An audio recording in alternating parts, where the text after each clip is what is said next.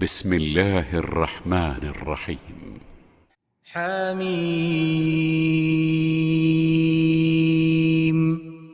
عين سين قاف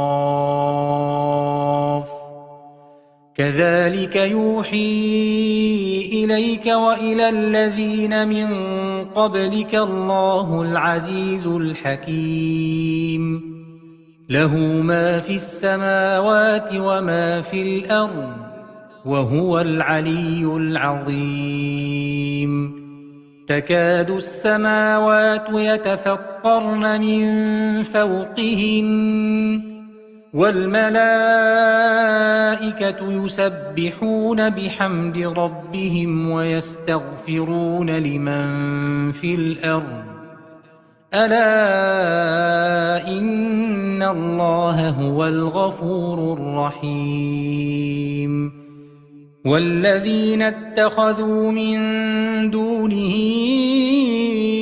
أولياء الله حفيظ عليهم وما أنت عليهم بوكيل وكذلك أوحينا إليك قرآنا عربيا لتنذر أم القرى ومن حولها وتنذر يوم الجمع لا ريب فيه فريق في الجنة وفريق في السعير ولو شاء الله لجعلهم أمة واحدة ولكن يدخل من يشاء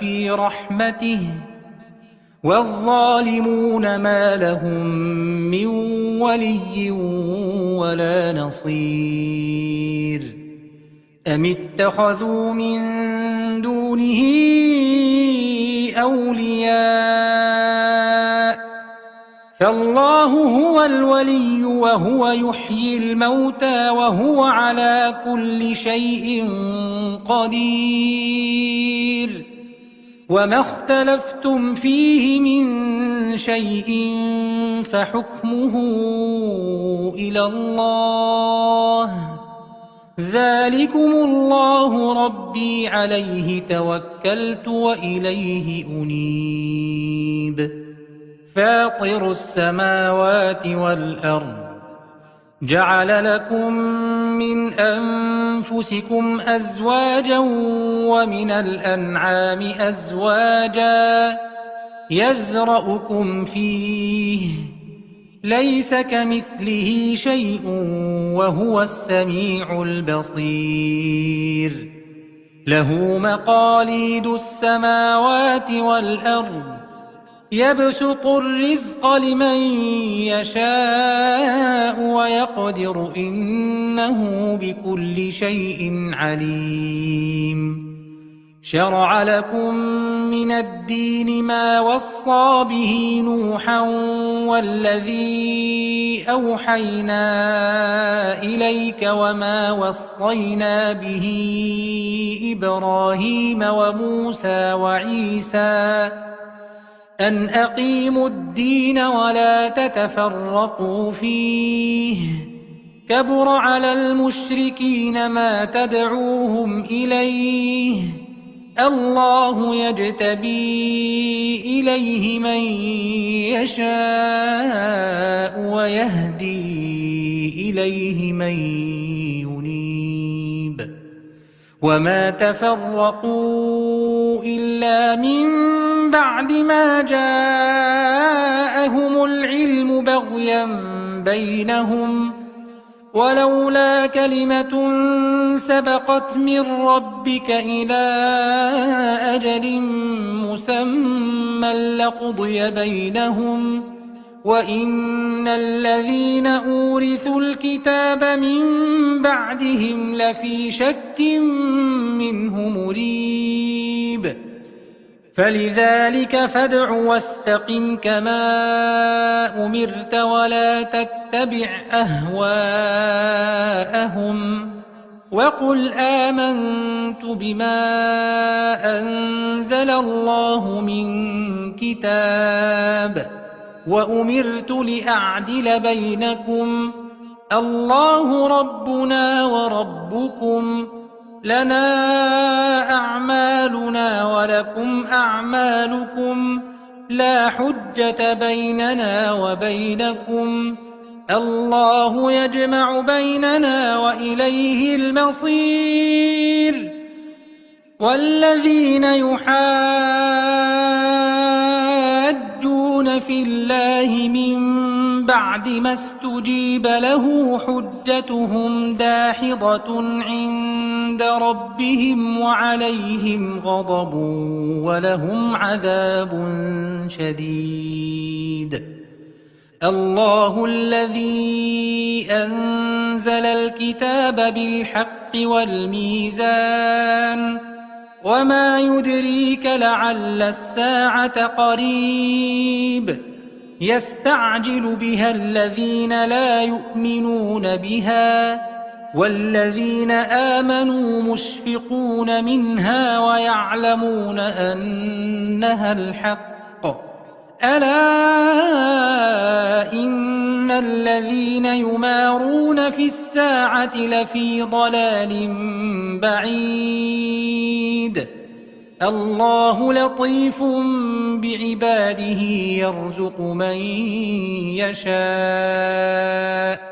وهو القوي العزيز من كان يريد حرث الآخرة نزد له في حرثه ومن كان يريد حرث الدنيا نؤته منها وما له في الآخرة من نصيب أم لهم شركاء شرعوا لهم من الدين ما لم يأذن به الله ولولا كلمة الفصل لقضي بينهم وإن الظالمين لهم عذاب أليم ترى الظالمين مشفقين مما كسبوا وهو واقع بهم والذين آمنوا وعملوا الصالحات في روضات الجنات لهم ما يشاءون عند ربهم ذلك هو الفضل الكبير ذلك الذي يبشر الله عباده الذين آمنوا وعملوا الصالحات قل لا أسألكم عليه أجرا إلا المودة في القربى ومن يقترف حسنة نزد له فيها حسنا إن الله غفور شكور أم يقولون افترى على الله كذبا فإن يشأ الله يختم على قلبك ويمحو الله الباطل ويحق الحق بكلماته إنه عليم بذات الصدور وهو الذي يقبل التوبة عن عباده ويعفو عن السيئات ويعلم ما تفعلون ويستجيب الذين آمنوا وعملوا الصالحات ويزيدهم من فضله والكافرون لهم عذاب شديد ولو بسط الله الرزق لعباده لبغوا في الأرض ولكن ينزل بقدر ما يشاء إنه بعباده خبير بصير وهو الذي ينزل الغيث من بعد ما قنطوا وينشر رحمته وهو الولي الحميد. ومن آياته خلق السماوات والأرض وما بث فيهما من دابة وهو على جمعهم إذا يشاء قدير. وما أصابكم من مصيبة فبما كسبت أيديكم ويعفو عن كثير. وما أنتم بمعجزين في الأرض وما لكم من دون الله من ولي ولا نصير. ومن آياته الجوار في البحر كالأعلام إن يشأ يسكن الريح فيظللن رواكد على ظهره إن في ذلك لآيات لكل صبار شكور. أو يوبقهن بما كسبوا ويعفو عن كثير. ويعلم الذين يجادلون في آياتنا ما لهم من محيص. فما أوتيتم من شيء فمتاع الحياة الدنيا وما عند الله خير وأبقى للذين آمنوا وعلى ربهم يتوكلون. والذين يجتنبون كبائر الإثم والفواحش وإذا ما غضبوا هم يغفرون. والذين استجابوا لربهم وأقاموا الصلاة وأمرهم شورى بينهم ومما رزقناهم ينفقون. والذين إذا أصابهم البغي هم ينتصرون. وجزاء سيئة سيئة مثلها فمن عفا وأصلح فأجره على الله إنه لا يحب الظالمين. ولمن انتصر بعد ظلمه فأولئك ما عليهم من سبيل. إنما السبيل على الذين يظلمون الناس ويبغون في الأرض بغير الحق أولئك لهم عذاب أليم. ولمن صبر وغفر إن ذلك لمن عزم الأمور. ومن يضلل الله فما له من ولي من بعده. وترى الظالمين لما رأوا العذاب يقولون هل إلى مرد من سبيل. وتراهم يعرضون عليها خاشعين من الذل ينظرون من طرف خفي.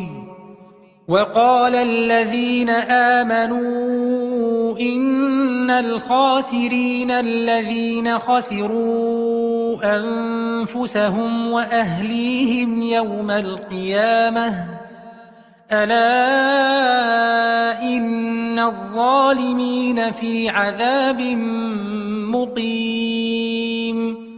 وما كان لهم من أولياء ينصرونهم من دون الله ومن يضلل الله فما له من سبيل.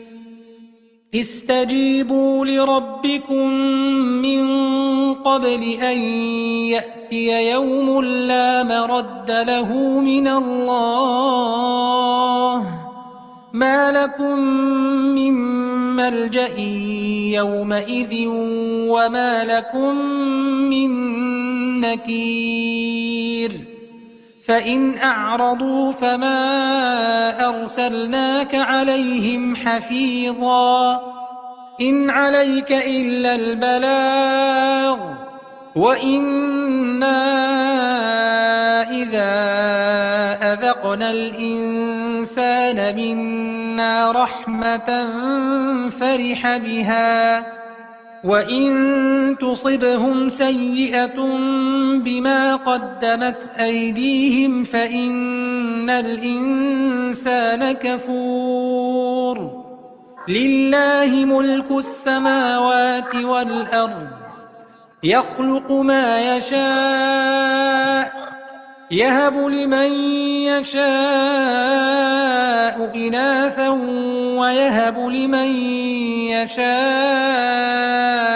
الذكور أو يزوجهم ذكرانا وإناثا ويجعل من يشاء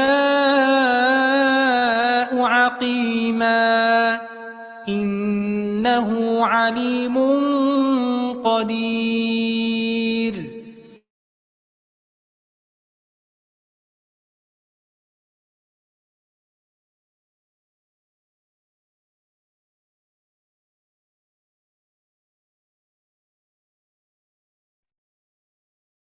Assalamualaikum warahmatullahi wabarakatuh. Alhamdulillah para jemaah sebagian sudah berkumpul di pagi hari ini. Ya, dimohon untuk para jemaah sekalian bersiap karena sebentar lagi kelas Jumat akan segera dimulai. Sebaik itu para jemaah, itulah info yang kami sampaikan. Mungkin para jemaah lainnya juga bisa men-share kajian ini. Untuk linknya boleh di-share kepada khusus akhwat. Ya baik, terima kasih.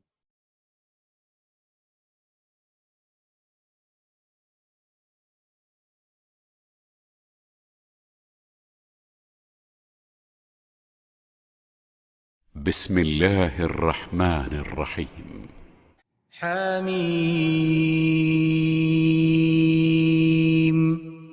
عين سين قاف كذلك يوحي إليك وإلى الذين من قبلك الله العزيز الحكيم له ما في السماوات وما في الأرض وهو العلي العظيم تكاد السماوات يتفطرن من فوقهن والملائكة يسبحون بحمد ربهم ويستغفرون لمن في الأرض ألا إن الله هو الغفور الرحيم والذين اتخذوا من دونه أولياء الله حفيظ عليهم وما أنت عليهم بوكيل وكذلك أوحينا إليك قرآنا عربيا لتنذر أم القرى ومن حولها وتنذر يوم الجمع لا ريب فيه فريق في الجنة وفريق في السعير ولو شاء الله لجعلهم أمة واحدة ولكن يدخل من يشاء في رحمته والظالمون ما لهم من ولي ولا نصير أم اتخذوا من دونه أولياء فالله هو الولي وهو يحيي الموتى وهو على كل شيء قدير وما اختلفتم فيه من شيء فحكمه إلى الله ذلكم الله ربي عليه توكلت وإليه أنيب فاطر السماوات والأرض جعل لكم من أنفسكم أزواجا ومن الأنعام أزواجا يذرأكم فيه ليس كمثله شيء وهو السميع البصير له مقاليد السماوات والأرض يبسط الرزق لمن يشاء ويقدر إنه بكل شيء عليم شرع لكم من الدين ما وصى به نوحا والذي أوحينا إليك وما وصينا به إبراهيم وموسى وعيسى أن أقيموا الدين ولا تتفرقوا فيه كبر على المشركين ما تدعوهم إليه الله يجتبي إليه من يشاء ويهدي إليه من ينيب وما تفرقوا إلا من بعد ما جاءهم العلم بغيا بينهم ولولا كلمة سبقت من ربك إلى أجل مسمى لقضي بينهم وإن الذين أورثوا الكتاب من بعدهم لفي شك منه مريب فلذلك فادع واستقم كما أمرت ولا تتبع أهواءهم وقل آمنت بما أنزل الله من كتاب وأمرت لأعدل بينكم الله ربنا وربكم لنا أعمالنا ولكم أعمالكم لا حجة بيننا وبينكم الله يجمع بيننا وإليه المصير والذين يحاجون في الله من بعد ما استجيب له حجتهم داحضة عند ربهم وعليهم غضب ولهم عذاب شديد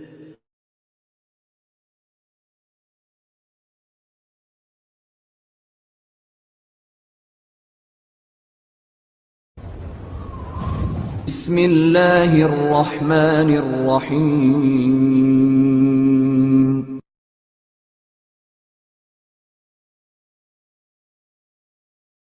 Bismillahirrahmanirrahim. Assalamualaikum warahmatullahi wabarakatuh. Alhamdulillah. Wa bihi nasta'in ala umuri wa asyhadu an la ilaha illallah wahdahu la syarikalah wa anna Muhammadan abduhu wa rasuluh. Jamaah sekalian, alhamdulillah sudah memasuki penghujung bulan Ramadan. Mari kita ucapkan syukur pada Allah Subhanahu wa taala karena sudah diberi kesempatan sampai saat ini serta diberi banyak nikmatan dari Allah Subhanahu wa taala. Dan salawat serta salam kita sanjungkan pada Nabi besar Muhammad sallallahu alaihi wasallam. Kita kembali di pertemuan terakhir dalam serial kajian para perempuan penghulu jannah yang akan membahas dengan tema hari ini, yaitu adalah Hindu Ummi Fatimah binti Muhammad.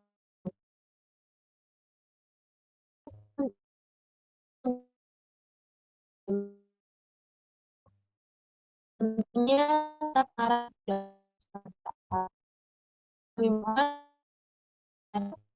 pakaian terbaik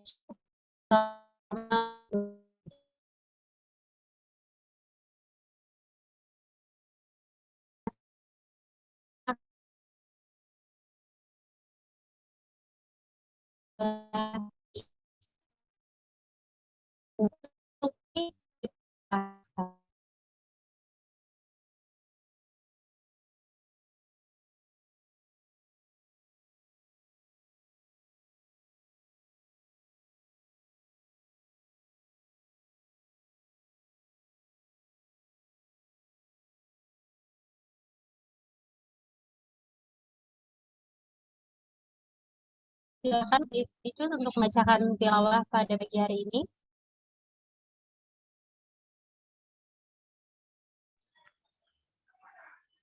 أعوذ بالله من الشيطان الرجيم بسم الله الرحمن الرحيم قال رب المشرق والمغرب وما بينهما إن كنتم تعقلون Shadaqallahul Azim.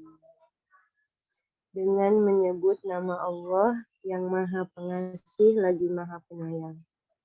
Dia Musa berkata, dialah Tuhan yang menguasai timur dan barat, dan apa yang ada di antara keduanya, jika kamu mengerti. Maha benar Allah dengan segala firman-Nya. Terima kasih. Wassalamualaikum warahmatullahi wabarakatuh. Saya kembalikan lagi kepada MC.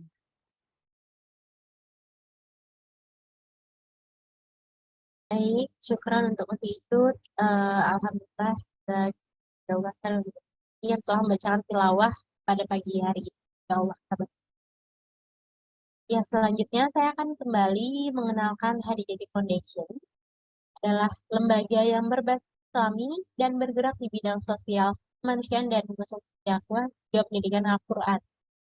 Hadijati berikhtiar menjadi perantara kebaikan yang menyalurkan dana zakat, infak, sedekah dan wakaf bagi yang berhak menerimanya di Indonesia, Palestina, dan negeri-negeri Islam lainnya yang membutuhkan. Ya, Hadijati Foundation diinisiasi oleh figur hijrah yang membaktikan diri menjadi aktivis dakwah dan kemanusiaan dan juga seorang penulis Islam yang menulis, yaitu Hajah Khadijah Peggy Jumlatisma, SOTMH, dengan legalitas resmi lembaga bernama Yayasan Hadijati Amanati Indonesia. Dan jamaah juga untuk mengetahui program dan info kami, bisa cek langsung dengan follow Instagram kami di @hadijati_foundation_indonesia atau @peggy_hadijah atau di network lainnya seperti Ahwat Bergerak _Indonesia. Kemudian ada @mt_hadijati dan juga @hadijati.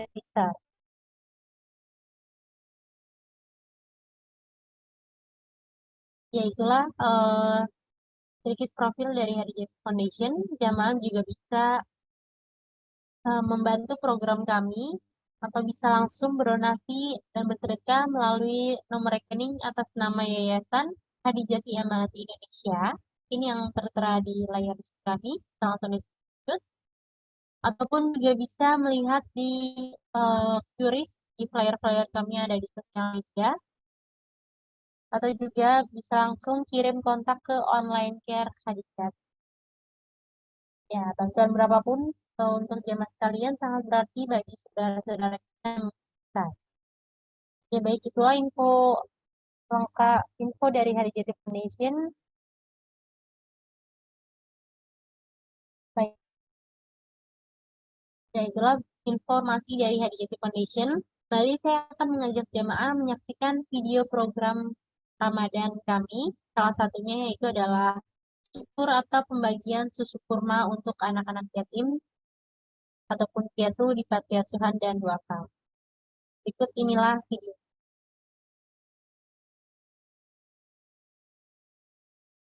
Allah jadikan Ramadan bulan penuh berkah. Allah jadikan Ramadan bulan penuh Perbanyaklah ibadah jangan Susu kurma sehat, syukron hati-hati. tadarus, jangan lupa sholawat. Marhaban ya syahrul Ramadan ya syahrul Shiyam. Marhaban ya syahrul Ramadan ya syahrul Shiyam. Selamat datang. Kurma sehat, syukron hati-hati. Selamat datang bulan yang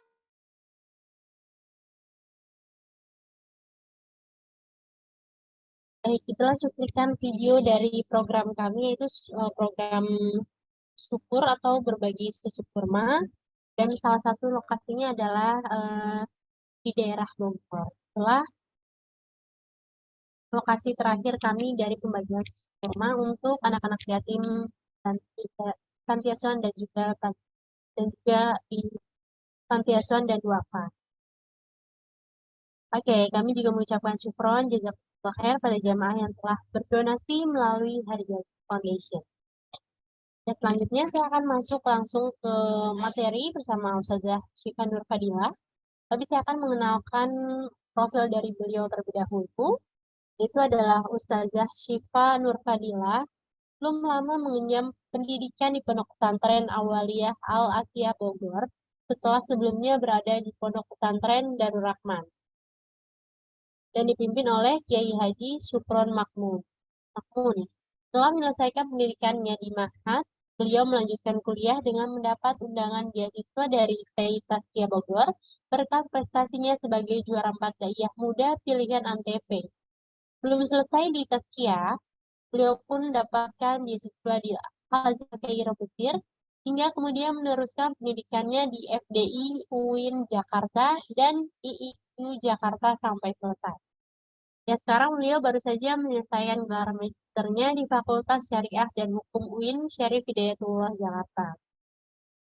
Untuk pengalaman beliau adalah pengisi acara Islam itu Indah di Trans TV, kemudian pengisi acara di Cahaya TI News, lalu ada di Damai Indonesiaku TV One, kemudian menjadi pengisi acara di berbagai kajian majlis taklim dan juga acara kemuslimahan di perkantoran, kampus maupun sekolah.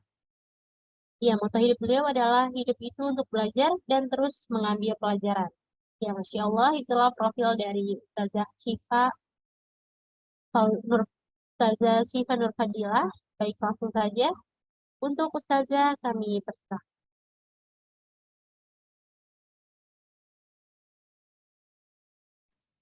Ya, baik. Bismillahirrahmanirrahim. Terima kasih Mbak Dila ya. Mbak Dila sebagai moderator pada kajian pagi hari ini. Insya Allah kalau memang tidak ada kendala lebaran kita besok. Kalau sesuai metode hisab. Tapi kalau metode ru'yah, bisa jadi besok, bisa jadi hari Sabtu. Tapi kapanpun itu semua punya metode tersendiri dan ada ilmunya tersendiri. Terima kasih Mbak Dila yang sudah memoderatori. Bismillahirrahmanirrahim. Assalamualaikum warahmatullahi ta'ala wabarakatuh. Waalaikumsalam warahmatullahi Alhamdulillah, wassalatu wassalamu ala rasulillah Muhammad ibn Abdullah wa ala alihi wa sahbihi wa mawalah. Rabbi israh li sadri wa yassir li amri wa hlul uqdatam min lisani yafqahu qawli. Qala Allah Ta'ala fil Qur'anil Karim, bismillahirrahmanirrahim, subhanaka la ilma lana illa ma'allamtana innaka antal alimul hakim, sadaqallahul azim, sadaqa rasulun nabiyyu habibul karim, amma ba'du. Teman-teman semua dari Khadijati Foundation, khususnya kepada founder Khadijati, Ustazah Peggy Melati ya, kita doakan mudah-mudahan dalam keadaan sehat walafiat. Para panitia dari Khadijati juga yang telah membuat kajian Ramadan yang begitu luar biasa dengan beberapa narasumber, dan teman-teman sekalian mudah-mudahan semua dalam keadaan sehat walafiat sehingga puasanya pun bisa kita akhiri dengan puasa sebaik mungkin. Sebagaimana puasanya kupu-kupu, bukan puasanya ular. Karena kalau puasanya ular, ular itu saat dia berganti kulit, dia berpuasa. Tetapi setelah dia berganti kulit dan dia boleh untuk makan kembali, dia melepas puasanya, ular akan menjadi pribadi yang lebih buas lagi setelah dia berpuasa. Ada yang kedua, puasanya kupu-kupu. Kupu-kupu setelah dia berbuka, setelah dia selesai berpuasa, dari telur menjadi ulat, kepompong, berubahlah menjadi kupu-kupu. Perubahan itu harus dilalui dengan berpuasa terlebih dahulu. Dan setelah berpuasa, dia akan menjadi pribadi yang lebih indah lagi. Sayapnya yang begitu cantik, terbang begitu indah, dan lain sebagainya. Maka kita ini penentuannya cuma dua. Puasa kita bagikan kupu-kupu atau bagikan ular. Setelah Ramadan kita menjadi hamba yang lebih bertakwa atau mungkin semakin buas. Menjadi hamba yang semakin lapar. Lapar akan keburukan, lapar akan kemaksiatan, menjadi lebih giat dalam keburukan dan lain sebagainya. Itu puasa ala ular. Tapi kalau puasa ala kupu-kupu, setelah Ramadan berakhir, kita berhasil mendapat predikat yang tidak semua orang dapat, yaitu la'allakum tattaqun. Predikat takwa di sisi Allah Subhanahu wa Ta'ala. Ya, dan insya Allah mudah-mudahan setelah Ramadan bukan hanya menjadi pribadi yang lebih baik saja secara akhlak ya, tapi ibadah kita pun lebih meningkat. Yang dulunya mungkin kita sholat malam, gara-gara tarawih, gara-gara Ramadan cuma tarawih aja sholat malamnya. Selepas Ramadan nggak pernah yang namanya tahajud lagi. Nauzubillah, mudah-mudahan nggak seperti itu ya. Kemudian kalau yang sebelumnya kita kurang sedekahnya, selepas Ramadan kita menjadi hamba yang lebih dermawan lagi. Kalau sebelumnya kita sedikit sholat sunnahnya, selepas Ramadan kita akan menjadi hamba yang lebih banyak lagi dalam mengerjakan sholat sunnah maupun perkara sunnah lainnya. Insya Allah kalau kita melakukan hal-hal tersebut, ini menjadikan kita pribadi yang lebih baik lagi, dan ternyata ada impact yang luar biasa dari Ramadan. Ramadan bukan sekedar ibadah yang kita lalui atau bulan yang penuh rahmat yang kita lewati saja, tapi bagaimana Ramadan menjadi madrasah pendidikan. Ramadan menjadi syahrut tarbiyah, bulannya pendidikan buat kita, dan kita dididik untuk menjadi orang yang lebih peka terhadap sosial, orang-orang sekitar, orang yang lebih meningkatkan lagi ketakwaan dan ibadah kita, dan menjadi pribadi yang lebih dekat lagi kepada Allah Subhanahu wa Ta'ala. Baik teman-teman sekalian dari Khadijati Foundation, ataupun teman-teman audiens yang hadir pada pagi hari ini, bagaimana puasanya? Tetap semangat ya, alhamdulillah ya. Sudah berapa juz yang kita hatamkan sampai detik akhir Ramadan ini? Aduh Ustazah, saya belum hatam Ustazah, kenapa? Saya ibu rumah tangga, saya punya anak juga, saya ngurus suami juga, belum masak sahur berbuka. Jangan sedih ya, karena tidak pasti orang yang tidak hatam Quran itu tidak lebih baik daripada orang yang hatam Quran. Yang hatam Quran dia punya keutamaan, yang tidak hatam pun punya keutamaan. Ada orang yang tidak hatam Quran 30 juz, hanya beberapa juz yang dia baca, tapi ketika dia baca beberapa juz, dia menghayati bacaan tersebut, diamalkan dalam kehidupan sehari-hari, ditadaburi maknanya dengan sebaik mungkin. Ada orang yang hatam Quran 30 juz, tapi maknanya saja dia tidak tahu, memahami saja dia tidak bisa, apalagi mengamalkan ayatnya. Maka masing-masing punya keutamaan. Ada yang keutamaannya hatam sampai 30, tapi ada yang keutamaannya walaupun tidak hatam sampai 30, dia mampu mengamalkan isi daripada ayat Al-Quran tersebut, apalagi di bulan suci Ramadan. Karena Ramadan terkenal dengan Syahrul Quran, bulannya Al-Quran. Baik teman-teman sekalian, kita masuk pada pembahasan Fatimah Az-Zahra. Ini bagian saya ya, sekarang ya. Betul ya Mbak Dila ya, terkait dengan Fatimah Az-Zahra. Kalau kita ingat nama beliau, Sayyidatuna Fatimah Az-Zahra, kurang lebih semua muslimah pasti hafal betul dan tahu kalau Fatimah Az-Zahra itu adalah putri tercinta Rasulullah SAW. Rasul punya beberapa putri, tapi putri yang bertahan hingga akhir hayat Rasulullah itu adalah Fatimah Az-Zahra, dan memang kesayangan Rasul. Ya, walaupun Fatimah tumbuh tidak dengan sosok ibu, artinya Khadijah itu kan meninggal waktu Fatimah itu kecil, ya. Tapi Fatimah mampu tumbuh menjadi seorang perempuan yang baik, anak yang solihah, istri yang taat, bahkan ibu yang menjadi madrasah terbaik buat anak-anaknya. Dan ini semua tidak lepas dari pendidikan Rasulullah SAW. Bayangkan, Fatimah ayahnya langsung Rasulullah. Ya dari sini saja Fatimah sudah punya keutamaan yang luar biasa dibandingkan perempuan-perempuan muslimah atau para sahabiat yang lainnya. Ya, yang pertama Fatimah itu dinamakan Az-Zahra. Kita sering nyebut Fatimatuz Zahra. Ya, Fatimah Az-Zahra. Kenapa beliau disebut dengan Az-Zahra? Jadi kalau dalam kitab Uyunul Masail itu yang saya baca, atau beberapa referensi dari makna Az-Zahra menurut para ulama, dikatakan bahwa Az-Zahra ini bermakna sebab Fatimah itu adalah perempuan yang suci. Ya, Fatimah adalah perempuan yang suci. Selanjutnya adalah karena Fatimah tidak pernah haid dan nifas. Maka Az-Zahra sebutannya. Suci, nggak pernah sama sekali hadas. Kalau kita kan ada fase haid, ada fase nifas. Ya, maka di fase haid dan nifas kita kehilangan masa suci kita. Disitulah kita berhadas, nggak boleh yang namanya nyentuh Al-Quran. La yamassuhu illal mutahharun. Nggak boleh kita yang namanya sholat. Nggak boleh kita yang namanya tawaf, ya. Dan nggak boleh kita melakukan beberapa ibadah sebagaimana puasa juga, tarawih dan lain sebagainya, karena kita dalam keadaan berhadas. Sedangkan Fatimatuz Zahra selama hidupnya, karena beliau adalah perempuan pilihan, putrinya Rasulullah, ya, lahir dari buah cinta Rasulullah dengan Sayyidatuna Khadijah radhiyallahu anha, maka disinilah Allah beri keutamaan beliau dapat gelar Az-Zahra karena tidak pernah memiliki masa hadas atau masa kotor sama sekali, sebab nggak haid dan nifas. Ya, ini keutamaan Fatimah dibanding yang lainnya. Yang kedua keutamaannya adalah Al-Batul. Kita sering dengar Fatimatuz Zahra itu dapat gelar Al-Batul. Itu kalau syair yang suka dinyanyikan dan awalnya masyhur ya karena pernah didendangkan atau dinyanyikan oleh Hubabah Halimah Al-Idrus gitu kan. Natawassal bil hubabah wal batulil mustataba gitu ya. Nah, al-batul itu maknanya luar biasa. Jadi al-batul itu bermakna bahwa Fatimah itu ibadahnya tidak pernah terputus. Baik secara perkataan, perbuatan, dan lain sebagainya. Jadi lisannya terjaga, perbuatannya terjaga, tingkah laku, akhlaknya terjaga, bahkan ibadahnya nggak pernah terputus. Mau ibadah yang wajib, mau ibadah yang sunnah, ibadah yang terkait dengan hal duniawi, yaitu melayani suami, bekerja, memasak, dan lain sebagainya, merawat anak-anaknya, atau ibadah yang terkait dengan ukhrawi, ibadah kepada Allah Subhanahu wa Ta'ala. Maka beliau dapat gelar Al-Batul dibandingkan perempuan-perempuan yang lainnya. Nah, Sayyidatuna Fatimah itu lahir pada hari Jumat 20 Jumadil Akhir.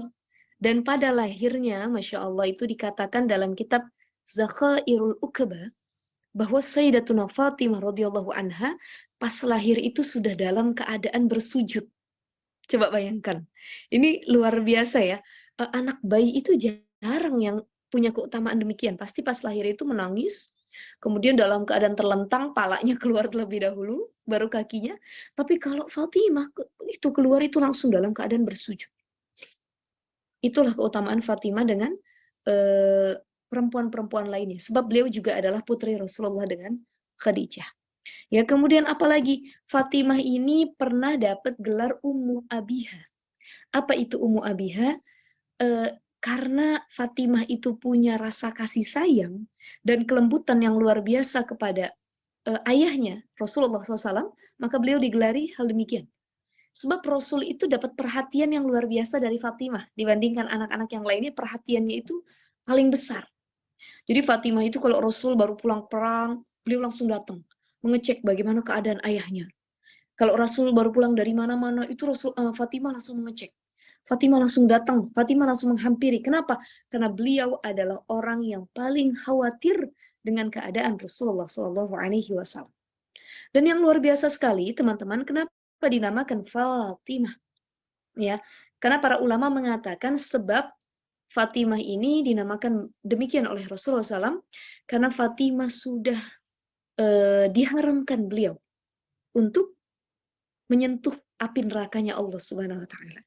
Itu Allahu alam bagaimana sirnya ya atau rahasianya kenapa kok bisa seperti itu. Paling tidak karena satu hal, beliau adalah putri Rasulullah yang memang bukan hanya punya keutamaan sebagai putri Rasul, tapi juga secara ibadah tadi Al-Batul tidak terputus. Kemudian lagi secara akhlak, kepribadian dan lain sebagainya, beliau memang benar-benar menghayati apa yang diajarkan oleh ayahnya Rasulullah SAW. ya. Karena banyak juga, wahai teman-teman sekalian, anak Nabi, tapi yang tingkahnya nggak kayak ayahnya. Betul nggak? Betul ya? Kita dapati cerita kalau kita flashback ada kisah Nabi Lut alaihi salam. Nabi Lut itu punya istri durhaka. Beberapa anaknya pun ikut terhadap istrinya dalam mendurhakai Nabi Lut dan juga Allah Subhanahu wa taala. Maka tidak menjamin kalau ayahnya soleh, ayahnya nabi, anaknya pun jadi nabi, enggak. Anaknya pun jadi orang soleh, tidak. Dia memang dapat keutamaan menjadi putra atau putri dari nabi, tapi selepas itu dialah yang harus berikhtiar, berusaha sekuat mungkin agar bisa menjadi orang yang soleh sebagaimana ayahnya. Ya, kemudian siapa lagi? Nabi Nuh. Ada namanya Kan'an. Itu dia kabur sama ibunya ke gunung. Karena dia menganggap kalau ayahnya tuh ya, mohon maaf, majnun, ya gila, sebagaimana diucapkan oleh para penduduk yang lainnya. Tapi ketika air bah datang, semua naik ke atas perahunya Nabi Nuh, anaknya lebih percaya kepada ibu dan orang-orang yang mendurhakai Nabi Nuh untuk naik ke atas gunung. Apa yang terjadi? Mereka tetap tenggelam, binasa. Ya, ada juga yang anaknya tidak soleh dan berlawanan dengan sikap serta kebaikan ayahnya itu sendiri. Maka kalau kita melihat orang soleh, itu ayahnya, belum tentu anaknya. Tidak dengan Fatimah radhiyallahu anha. Sekarang di Indonesia banyak para habaib, kiai dan lain sebagainya, para ulama. Ya, itu tidak menutup kemungkinan juga mungkin ayahnya habaib, kiai, ulama, ustadz, ustazah, tapi anaknya juga belum tentu jadi seperti orang tuanya. Kenapa? Walaupun dia punya keutamaan nasab yang baik, tapi selebihnya terkait ibadah, perilaku, akhlak, dan lain sebagainya harus ada effort. Perjuangan yang luar biasa dari anak tersebut untuk beribadah sebaik mungkin kepada Allah Subhanahu wa taala. Jadi berapa banyak yang mengatakan, ini ayah saya, ini orang tua saya, membanggakan dirinya. Wah, anak konglomerat, anak orang kaya, anak kiai, anak ustadz, ya, anak pejabat, selalu mengatakan, ini ayah saya, ini orang tua saya. Laisa syabab may yaqulu kana abi, walakinna syabab may yaqulu ana hadza. Seorang pemuda yang hebat, seorang pemudi yang luar biasa, baik itu laki-laki ataupun perempuan, bukanlah dia yang dikatakan pemuda yang luar biasa ketika dia mengatakan, ini ayah saya. Kana abi. Oh, saya ini mulia gara-gara ayah saya mulia. Oh, saya ini anak kiai, saya pun bakal jadi kiai. Oh, orang tua saya ustadz, saya pun harus dipanggil ustadz. Gitu ya? Tidak. Tapi mayyakulu ana hadza. Ketika dia mampu mengatakan ini saya mampu mulia, saya mampu berilmu, saya mampu menjadi orang solih karena usaha saya, bukan karena saya bergantung terhadap nasab orang tua saya. Fatimah sudah dia nasabnya bagus, putri dari Rasulullah SAW, punya keutamaan yang luar biasa, lantas dia tidak menyia-nyiakan hal tersebut, tapi dia beribadah dengan sebaik mungkin dan menjadi orang yang zuhud ya, luar biasa. Baik teman-teman sekalian, halo. Masih hadirkah semua ini atau banyak yang tidur?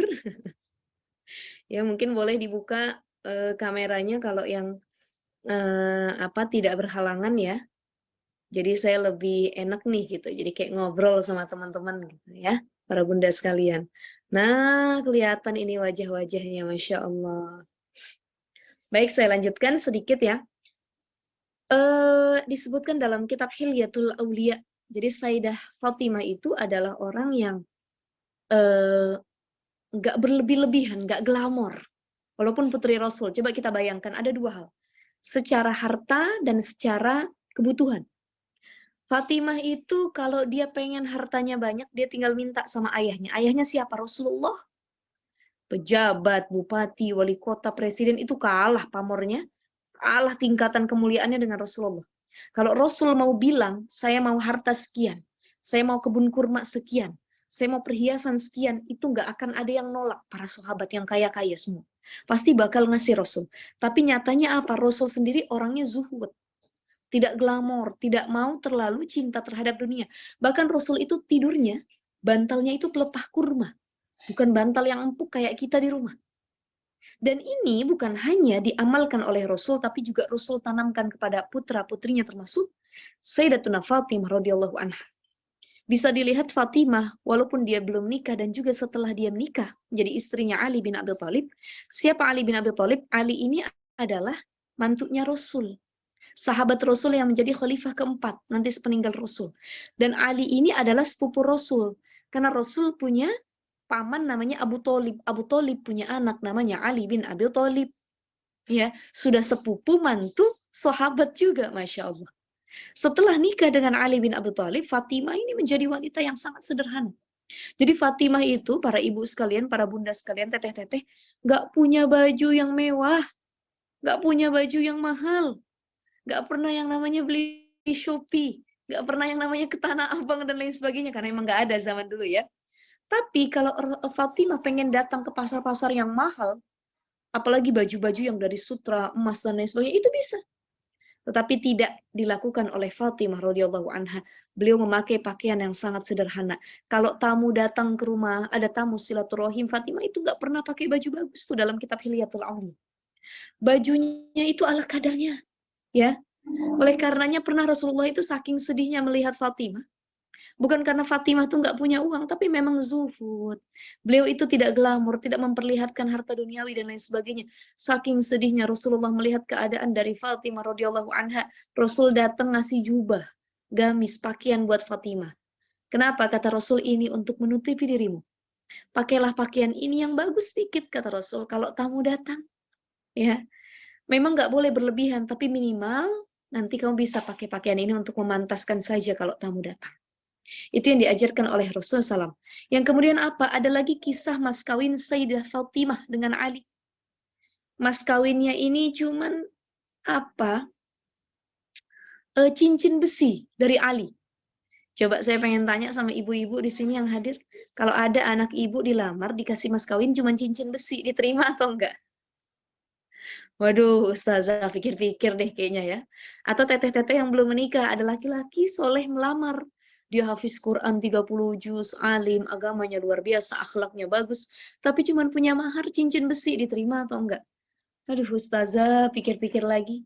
Ya, sekarang biaya di KUA aja lumayan. Belum lagi resepsi. Masa orang nggak lihat resepsi kita katanya. Masa cincin besi sih Ustazah, minimal perak lah. Minimal emas 1 gram, masa nggak bisa?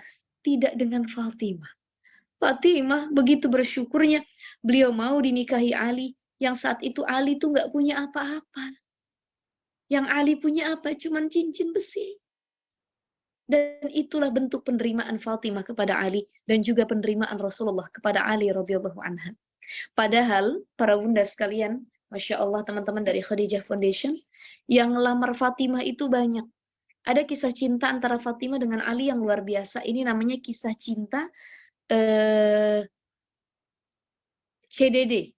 Cinta dalam diam ya, bahasa kitanya CDD. Cinta dalam diam yang akhirnya berlabuh jadi suami istri. Jadi mereka saling suka tapi nggak pernah ngomong. Padahal sepupuan. Kalau kita kan yang namanya sepupuan sering ketemu udah ungkapin aja, kasih tahu aja gitu ya. Tapi tidak dengan Fatimah dan Ali. Apa yang terjadi? Karena Fatimah ini banyak yang ngincer. Fatimah ini kan putri Rasul, bayangkan. Kita misalkan hidup dengan presiden berdampingan. Presiden punya anak. Siapa sih yang nggak mau jadi mantu presiden, betul nggak? Betul ya? Atau nggak usah presiden, wali kota. Punya anak. Wah, kita jadi tetangganya siapa yang nggak pengen punya mantu? Anaknya wali kota. Siapa yang nggak pengen punya calon anaknya wali kota? Begitupun para sahabat Nabi, semua sahabatnya orang soleh, orang baik. Mereka semua berharap, ya Allah, berilah kami keutamaan untuk bisa meminang putri Rasulullah. Untuk bisa jadi mantunya Rasul, bukan cuma jadi sahabat, tapi jadi mantu. Ya, akhirnya semua berlomba-lomba meminang Fatimah. Ada yang pertama datang, siapa yang meminang Fatimah? Mertuanya Rasul, Abu Bakar As-Siddiq. Datang ke Rasul, ya Rasulullah, aku ada niat baik untuk meminang putrimu Fatimah radhiyallahu anha, boleh atau tidak wahai Rasul? Bukannya Rasul nggak menerima, bukannya Rasul menganggap Abu Bakar itu bukan orang soleh, soleh sekali.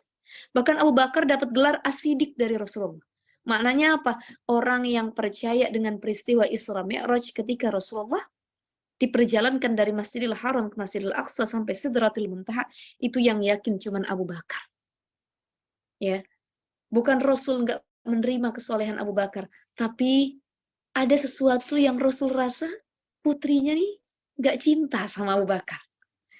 Maka penting buat orang tua, kalau ada yang ngelamar anak kita, tanya dulu sama putrinya.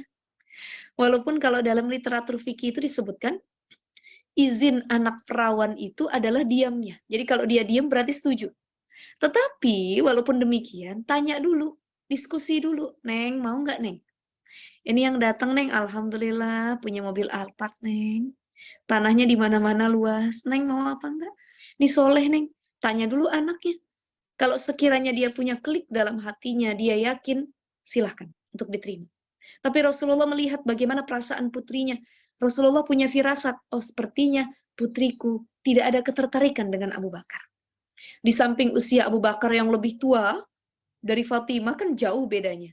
Yang kedua memang Fatimah nggak punya rasa sama Abu Bakar.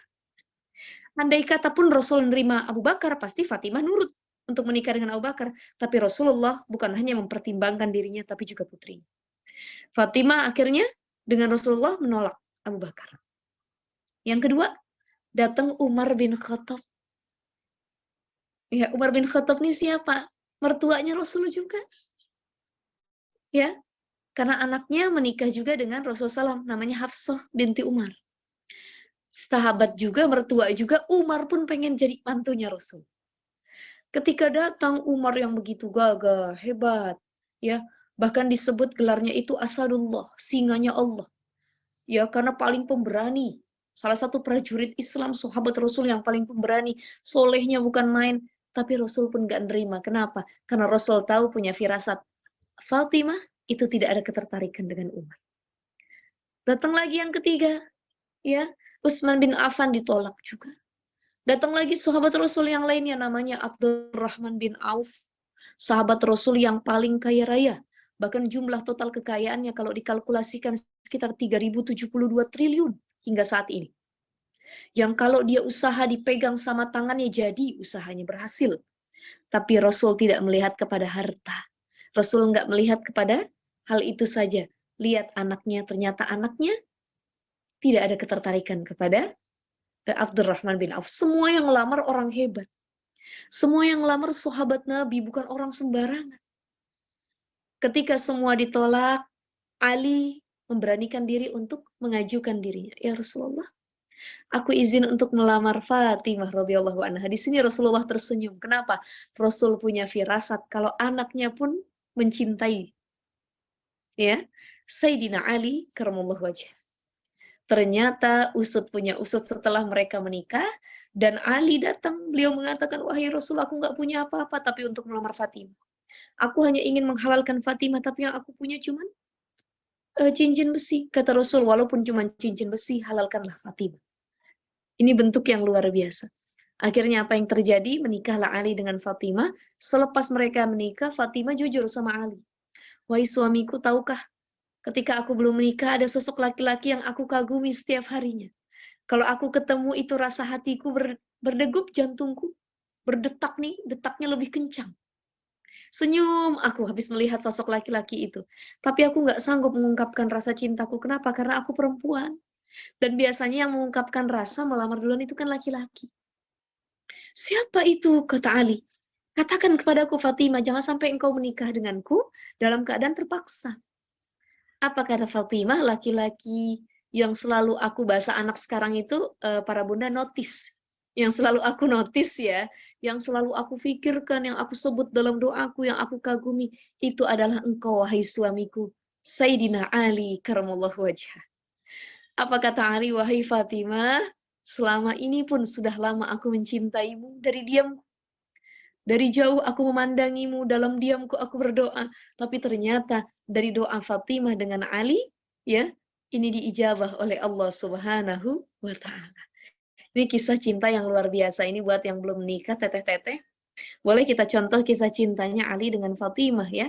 Langsung serahkan kepada Allah. Jadi kalau kita menyukai seseorang, kita ingin halal dengan orang tersebut, mintanya sama Allah. Jangan kita kejar si doi. Kenapa? Kalau kita kejar si doi, takutnya nggak jodoh. Malu-maluin. Udah kita kejar-kejar. Ya, maka langsung kejarnya pakai doa. Di sepertiga malam kepada Allah Subhanahu wa ta'ala. Ada lagi satu kisah yang luar biasa dalam kitab Hilyatul Auliya terkait dengan rasa bersyukurnya, qanaahnya Fatimah radhiyallahu anha. Jadi suatu ketika Fatimah ini, putri Rasul ini, sedang menggiling gandum. Orang-orang Arab sana kan kalau makan pakai gandum, makanan pokoknya bukan beras kayak kita. Menggiling gandum yang nantinya akan dijadikan roti, ya. Sambil menggiling gandum, sambil digendong anaknya. Bayangkan, ini sama kayak kita, sambil masak, sambil numis, sambil masak, sambil ngulek, sambil masak, sambil nyuci piring, ya. Sambil nyuci piring, sambil masak, sambil gendong anak. Kadang anak digendong belah kiri, belah kanan, belah belakang, ya. Itu sama dengan perempuan-perempuan juga yang ada di Indonesia. Itu pun ternyata dilalui oleh Fatimah, putri Rasul. Kalau anggapan kita, aduh ini putri Rasul, kalau pengen punya pembantu bisa. Pengen minta apa sama Rasulullah bisa. Banyak orang yang mau berkhidmat. Banyak orang yang mau mengabdi sama Rasulullah dan keluarganya. Masa nggak ada sih yang mau bantu gitu ya. Bahasa kitanya ya. Tapi Fatimah tidak melakukan itu. Beliau melakukan sendiri. Ngurus anaknya sendiri, digendong sendiri. Beliau menggiling gandum sendiri. Ketika lagi menggiling gandum, beliau menangis. Air matanya terurai. Kenapa? Tangannya bengkak. Karena saking lelahnya menggiling gandum. Ya.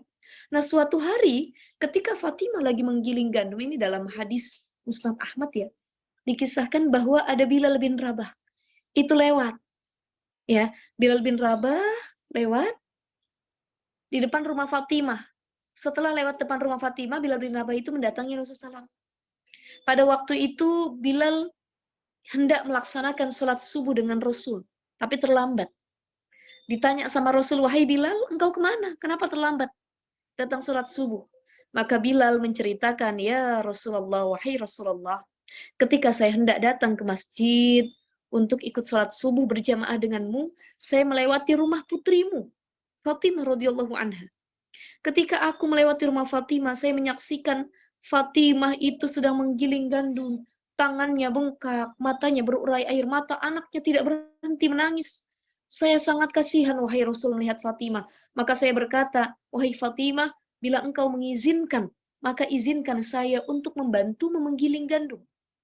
Atau membantumu menggendong anakmu saat engkau menggiling gandum. Kata Fatimah, aku lebih paham bagaimana menenangkan anakku. Maka kalau engkau mau membantuku, silahkan bantu untuk menggiling gandum. Dibantulah oleh Bilal bin Rabah untuk menggiling gandum. Maka selesai dia menggiling gandum, Bilal bin Rabah datang ke masjid. Makanya dia telat ikut sholat subuh dengan Rasul.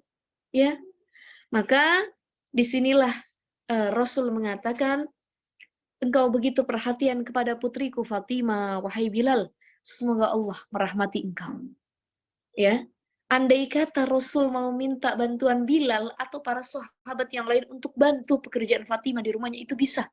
Tapi Rasul tidak ada mengatakan demikian. Rasul cuma berterima kasih kepada para sahabat. Dan satu kisah lagi yang luar biasa, ketika Fatimah pun sedang menggiling gandum, datang Rasulullah.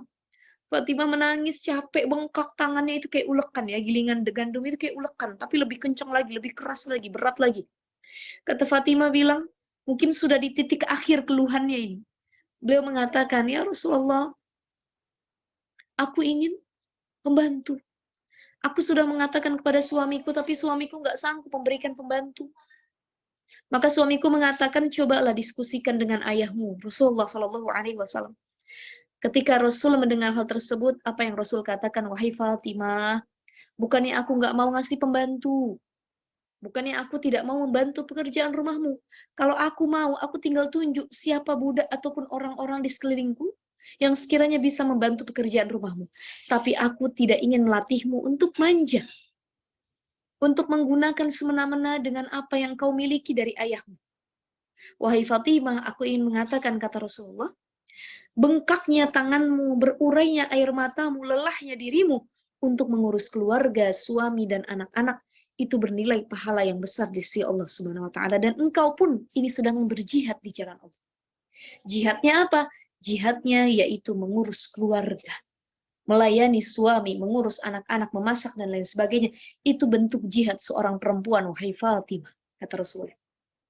Jadi insya Allah ini salah satu kebaikan yang bisa kita contoh, setelah mendengar hal demikian, Fatimah meminta maaf kepada ayahnya, dan dia tidak lagi merengek untuk minta pembantu, dan semuanya dikerjakan sendirian dengan penuh keikhlasan mengharap ridha Allah Subhanahu wa Ta'ala.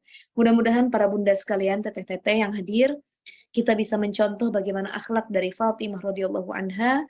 Di samping beliau juga punya nasab yang luar biasa, ibadahnya tidak terputus, dapat gelar Az-Zahra, dan beliau juga adalah sosok istri yang solihah, sosok anak yang berbakti kepada orang tua, dan sosok hamba Allah yang begitu taat dan qanaah bersyukur dengan kehidupan yang dia miliki.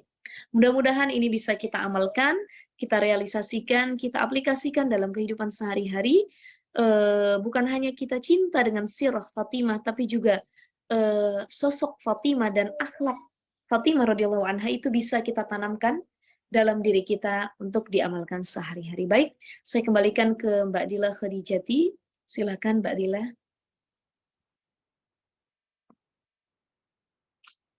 Masya Allah. Baik, yang selanjutnya inilah kisah yang telah disampaikan. Jadi tema kali ini adalah Ummi Fatimah binti Muhammad Shallallahu Alaihi Wasallam. Mungkin dari para jamaah atau ibu kalian di sini ada yang ingin ditanyakan mengenai kita atau ingin berdiskusi mengenai kita dari Ummi Fatimah. Salam. Langsung kami persilakan bisa melalui raise hand ataupun chat di kolom komen. Baik, ditunggu untuk pertanyaannya dari para jamaah sekalian.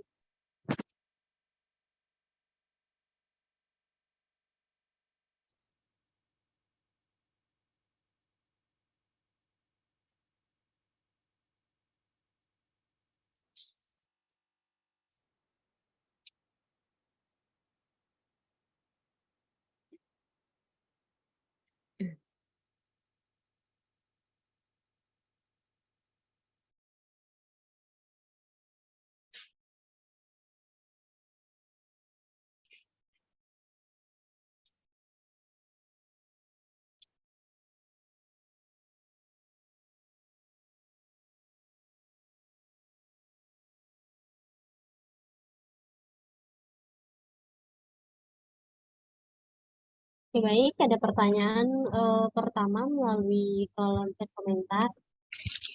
Ya, pertanyaan pertama, Ustazah, bagaimana cara meneladani akhlak Sayyidatina Fatimah Zahra?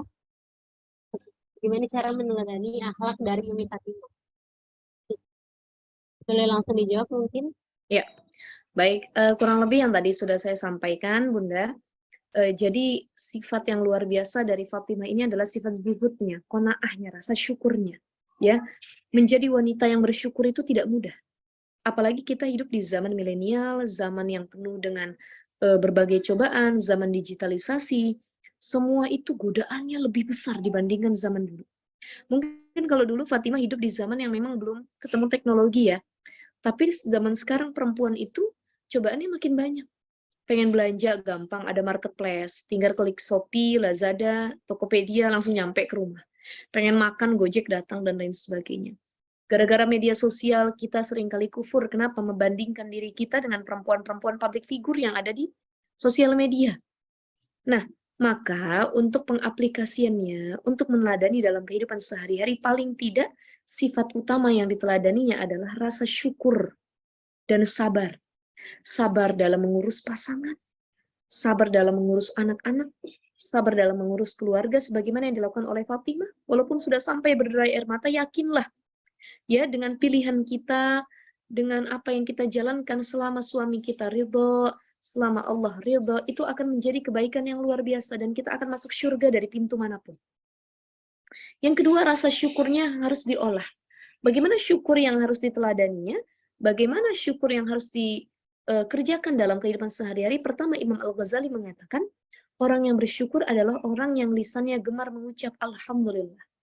Jadi apapun yang terjadi kepada kita, ya, pengalaman hidup bagaimanapun, berapapun yang kita miliki, Alhamdulillah. Alhamdulillah ala kulli hal. Yang kedua, kalau kita punya nikmat oleh Allah, kita punya nikmat yang diberikan oleh Allah kepada kita, maka gunakan nikmat itu untuk dipakai ibadah, bukan bermaksiat. Ya, Fatimah pun demikian. Beliau punya pakaian bagus, dipakai untuk ibadah. Ya, Beliau punya baju bagus dipakai untuk menyambut tamu. Kita pun demikian. Pakaian terbaik pakailah ketika hendak sholat. Ketika menyambut orang-orang yang hendak bersilaturahim kepada kita. Ya, jadi gunakan nikmat yang Allah berikan untuk dipakai pada ranah yang tepat. Ya, bukan untuk ranah maksiat. Jadi rasa syukur, rasa sabar, rasa penerimaan, dan ibadah yang tidak terputus itu yang dicontohkan oleh Fatimah radhiyallahu anha bisa kita amalkan juga untuk mencintai ibadah. Karena mencintai terhadap ibadah ini sulit. Seringkali futur, iman itu naik turun. Buru-buru, kalau iman kita sedang turun, ingat bagaimana sosok Fatimah radhiyallahu anha. Bagaimana kehidupan kita, belum tentu kita akan panjang usianya. Maka jangan sampai kita menyia-nyiakan untuk menggunakan kesempatan kita beribadah sebaik mungkin di hari ini maupun di detik ini yang sedang kita jalani. Kurang lebih seperti itu ya. Baik, ada pertanyaan lagi?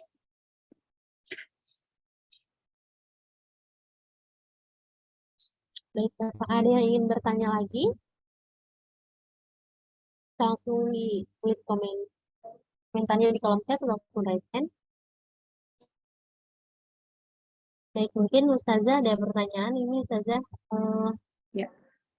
Mengapa untuk Umi Fatimah sendiri itu tidak pernah haid? Kenapa? Mengapa untuk Umi Fatimah itu tidak pernah haid atau Ya. dijuluki Al-Azhar karena suci? Ya. Nah, ini salah satu keutamaannya ya. Ini kayak seperti Rasulullah. Rasulullah itu ketika lahir itu langsung dalam keadaan sudah disunat gitu. Nah, kenapa tuh? Itu kuasa Allah. Kita nggak bisa mungkin bertanya kenapa ya? Karena mereka orang pilihan jawabannya. Termasuk dengan Fatimah. Padahal kalau kita lihat secara medis, perempuan-perempuan mohon maaf yang nggak bisa haid, itu juga terganggu kesuburannya, nggak bisa punya anak. Ya kan? Karena dari haid inilah seseorang akan menentukan masa suburnya, akan menentukan masa sucinya, ya, kemudian pembatas antara waktu setelah melahirkan, haid dan nifas, tapi tidak dengan Fatimah. Kenapa? Karena Fatimah adalah seorang perempuan pilihan di sisi Allah. Spesial, sebab lahir dari benih Rasulullah Shallallahu Alaihi Wasallam. Makanya begitu lahir Fatimah itu nggak haid dan nifas, tetapi punya anak. Sebagaimana Maryam. Maryam pun perempuan pilihan, betul ya? Maryam itu nggak punya suami, tidak ada yang membuahi. Tapi tiba-tiba Allah hadirkan anak di janinnya. Yang dikira oleh kebanyakan orang bahwa beliau itu hamil, di luar nikah, dihamili oleh sembarangan orang yang belum nikah dan lain sebagainya. Padahal janin ini adalah kuasa Allah yang Allah hadirkan langsung di perutnya Maryam. Kalau Maryam saja bisa punya keutamaan hamil tanpa suami, begitupun Fatimah. Beliau bisa punya keutamaan punya anak tanpa haid ataupun nifas. Jadi itu keutamaan yang memang sudah Allah pilihkan kepada hamba-hamba tertentu, termasuk Fatimah, gitu ya. Semoga terjawab untuk pertanyaan-pertanyaan kali ini. Ya. Ya, apakah ada lagi mungkin pertanyaan lainnya?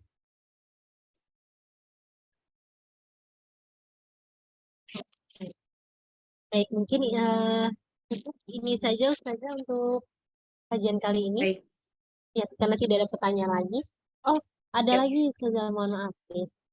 Pertanyaan. Ya, Assalamualaikum. Di zaman sekarang, jika kita ingin meneladani sosok Fatimah, saya sering membaca bagaimana kehidupan wanita tahrim yang begitu menjaga kesuciannya dengan tidak keluar rumah, memakai pakaian yang serba hitam. Sedangkan kita sebagai wanita yang tinggal di Indonesia agak susah menerapkannya. Itu bagaimana? Ya. Ya, sekarang lagi rame dan terkenal terkait wanita takrim ya. Karena juga kan lagi masyhur nih Ustazah Halimah Al-Idrus ya, yang memang kajiannya di mana-mana dan beliau itu adalah lulusan takrim.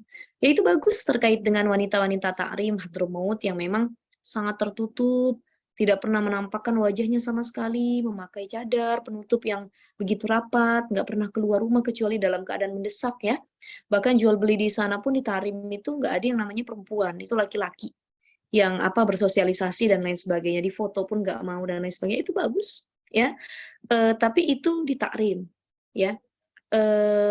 Secara secara kultur memang sudah demikian, dan memang di Ta'rim itu kan banyak juga yang mayoritas adalah para habaib, hubabah, para ulama atau mohon maaf zuriyah Rasul. Ya, tapi bukan hanya berarti di Ta'rim saja yang banyaknya zuriyah Rasul. Gitu. Di negara-negara lain pun sama, tapi secara kultur memang berbeda. Ya, wanita Ta'rim itu lebih tertutup. Tapi kalau kita jalan ke Saudi, baik Mekah, Madinah, sama, mereka juga bercadar. Ya, mereka juga tidak yang berbaur. Tapi sekarang, karena mohon maaf, Saudi itu sudah terkontaminasi. Baik Mekah, Madinah, ataupun negara kota-kota lainnya yang ada di Saudi, itu mulai ada perubahan aturan. Jadi yang tadinya perempuan nggak boleh keluar rumah tanpa mahram, sekarang boleh. Yang tadinya perempuan nggak boleh ikut acara-acara yang berbaur dengan laki-laki, sekarang boleh. Yang tadinya perempuan nggak boleh bekerja di ranah publik, cuma laki-laki yang boleh menampakkan dirinya, sekarang juga perempuan. Jadi kalau kita umroh haji itu kita sekarang lihat, yang jaga toko bukan cuma laki, tapi juga perempuan. Ya, nggak usah di situ. Kita baru datang di Bandara King Abdul Aziz nih, misalkan Jeddah. Itu yang stamp visa kita, maksudnya yang bagian apa namanya imigrasi itu pun perempuan sekarang. Ada beberapa, bukan hanya laki-laki. Ya, jadi secara peraturan mulai tergeser. Kenapa? Dari pemerintahannya sudah banyak nih aturannya, ada pangeran terbaru yang memang agak beberapa aturannya ini mulai longgar ya dari Islam gitu. Nah, masing-masing negara punya aturan tersendiri, tapi tidak dengan kota Ta'rim yang memang lebih banyak zuriyah Rasul, yang kedua para ulamanya juga lebih banyak. Tapi jangan kita menganggap kalau kok kita di Indonesia nggak kayak Ta'rim ya. Loh, kalau Indonesia dibikin kayak Ta'rim juga agak sulit sebenarnya. Gitu, karena kita kan Bhinneka Tunggal Ika. Yang pertama, bahasa kita berbeda-beda. Kita terdiri dari pulau-pulau, bayangkan, untuk menjangkau dari satu pulau, pulau lainnya itu pun berbeda. Tidak dengan kota Ta'rim yang ada dalam satu lingkup. Gitu. Ya mungkin sekarang Aceh pakai hukum Islam. Ya, itu untuk di Aceh saja. Bagaimana dengan negara lainnya, kota lainnya agak sulit kalau menggunakan hukum Islam. Yang kedua, karena di sini agama bukan hanya Islam di Indonesia, tapi ada agama Konghucu, Kristen, Hindu, Buddha, dan lain sebagainya. Di mana kehidupan kita itu saling toleransi. Ya. Jadi kalau kita mungkin tidak bisa sepenuhnya sebagaimana kota Ta'rim yang ada di sana, ya minimal kita mampu menutup aurat sebaik mungkin. Mampu membatasi diri kita untuk bergaul dan lain sebagainya. Ya. Jangan gini, jangan ada yang mohon maaf sekali, saya melihat beberapa, saya nggak tahu sekarang lagi masyhur memang kota Ta'rim ya, dan orang semua mau ke sana, itu bagus sekali memang. Tapi akhirnya ada yang mendewakan sehingga mereka juga lupa dengan keutamaan Mekah dan Madinah. Ya, Mekah Madinah ini langsung loh, bibitnya ini tempatnya Rasul gitu. Ta'rim itu adalah tempat zuriyahnya Rasul gitu. Nah, akhirnya banyak yang terlalu mendewakan Ta'rim dan mereka lupa kepada Mekah Madinah, ada juga. Dan ada beberapa yang akhirnya mohon maaf menjudge orang-orang yang mereka tidak bersikap sebagaimana wanita Ta'rim, akhirnya merasa dirinya lebih baik nih. Mereka yang mengikuti ala adat-adat wanita Ta'rim, mereka merasa lebih baik dibanding wanita-wanita yang tidak mengikuti adat wanita Ta'rim. Saya rasa itu juga salah. Karena Indonesia begitu luas dan kita harus adanya saling menghormati. Selama kita mampu menjalankan syariat Islam sebaik mungkin, selama kita mampu menutup aurat dengan sesempurna mungkin, selama kita mampu membatasi diri kita untuk tidak melanggar syariat sebaik mungkin, maka kita pun insya Allah dapat kebaikan sebagaimana wanita-wanita Ta'rim. Karena secara kultur, letak geografis, dan lain sebagainya itu juga berbeda. Ya, jadi para zuriyah Rasul ini bukan hanya di Ta'rim. Sebenarnya kalau jalan ke Mesir, saya dulu pernah kuliah ke Mesir ya, di Mesir, Al-Azhar, Kairo. Itu di Mesir pun para masyaikhnya, para syekh Azharnya itu banyak yang zuriyah Rasul. Tapi kalau di Mesir kebanyakan adatnya mereka nggak mau dipanggil Habib. Mereka nggak mau dipanggil Hubabah atau dipanggil Syarif, Syarifah, itu jarang. Nah itu adat dari mereka sendiri. Ya, nah di negara lain, Maroko dan lain sebagainya itu juga ada zuriyah Rasul. Tapi memang tidak sekental di Ta'rim, ya, yang memang sudah sangat terkenal sekali. Nah itu masing-masing punya kultur yang berbeda-beda. Lantas jangan kita merasa wanita Ta'rim lebih mulia, akhirnya kita merendahkan wanita-wanita yang lainnya. Tidak. Ya, kalau kita mau mencontoh kebaikan dari wanita Ta'rim, silahkan. Kalau ada orang yang belum mencontoh kebaikan wanita Ta'rim, jangan dijustifikasi seolah-olah mereka lebih rendah dan tidak sebaik yang lainnya. gitu ya. Jadi kita harus lebih saling toleransi, menghargai lagi untuk hal tersebut. Kurang lebih seperti itu ya. Baik, apa kita sudahi? Tadi sudah 3 pertanyaan ya. Iya, baik. Tidak ada lagi yang bertanya ya untuk para jamaah. Oke, kita mulai untuk kajian kali ini ya, Masya Allah. Kita dari Umi Fatimah binti Muhammad SAW memiliki banyak gelar, yaitu diantaranya adalah Az-Zahra sebagai wanita yang suci, kemudian Al-Batul sebagai ibadah yang tidak pernah terputus. Kemudian untuk Ummu Abiha adalah rasa kasih sayang atau lembut pada Rasulullah. Kemudian juga arti nama Fatimah adalah yang diartikan untuk haram atau jauh dari api neraka, ya Allah. Ya Allah, itulah dari nama atau kisah dari Umi Fatimah Muhammad Sallallahu Alaihi Wasallam. Dan kita kenal sebagai Fatimah Azza. Ya mungkin sudah selesai ya. Alhamdulillah kami ucapkan karena kajian para penghulu jannah yang diakhiri dengan tema Rindu Fatimah binti Muhammad Sallallahu Alaihi Wasallam hari ini bersama Ustazah Syifa adalah berakhirnya serialnya Ramadan 1444 Hijriah dari Hadijati Indonesia. Ya, semoga bermanfaat untuk kajian Ramadan kali ini dan semoga bisa diamalkan contoh-contoh dari investor terdahulu yaitu perempuan penghulu jannah serta mudah-mudahan untuk puasa kita, ibadah kita diterima oleh Allah Subhanahu wa taala. Ya, insya Allah mungkin ada kajian lagi setelah Ramadan bersama Hadijati Foundation. Ya, untuk Ustazah mungkin saat ini akan ada sesi foto Ustazah bersama pemirsa. Dan untuk para jamaah bisa langsung bersiap dan menggunakan pakaian sesuai syariat. Dan kali ini saya mohon untuk menghidupkan layar Zoom-nya agar terlihat untuk belum ada yang dihidupin. Oke, silakan diaktifkan untuk layar Zoom-nya agar kita bisa berfoto bersama dan bisa dihitung dari hitungan 1 sampai. Saya mulai. Ya. 1, 2, 3. Lalu untuk slide berikutnya 1, 2, 3. Dan slide terakhir 1, 2. Ya, Masya Allah, semoga bermanfaat. Ya, terima kasih untuk para jamaah yang sampai kali ini semangat mengikuti kajian dari kami. Ya, mungkin ada doa penutup dari Ustazah Zika, dipersilakan. Baik teman-teman sekalian, mari kita angkat kedua tangan kita bermunajat kepada Allah Subhanahu wa taala. Mudah-mudahan di akhir Ramadan yang penuh dengan kemuliaan ini Allah panjangkan usia kita, diberikan kesehatan, kemudian juga keluarga kita dijadikan keluarga yang solih dan solihah, sakinah mawaddah warahmah. Allah terima amalan ibadah Ramadan kita dapat mencontoh daripada akhlak dan kebaikan Sayyidatuna Fatimah radhiyallahu anha. Dan yang paling penting adalah semua hajat yang kita inginkan semoga Allah kabul selama itu kebaikan.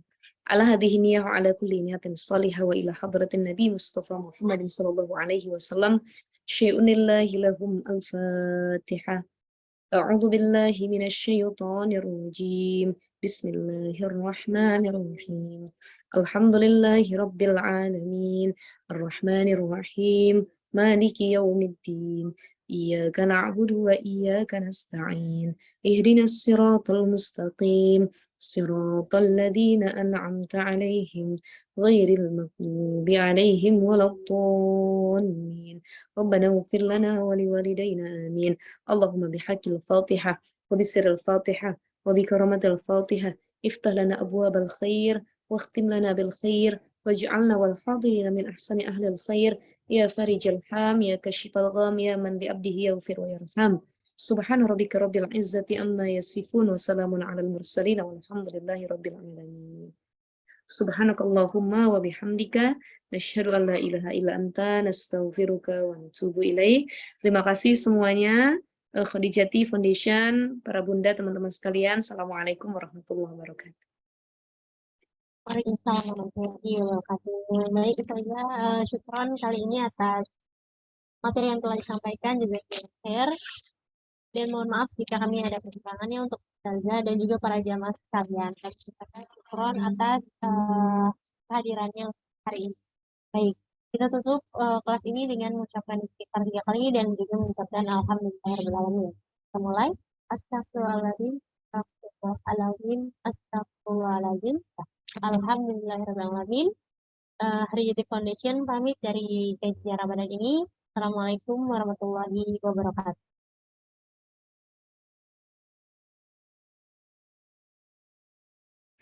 Sadaqallah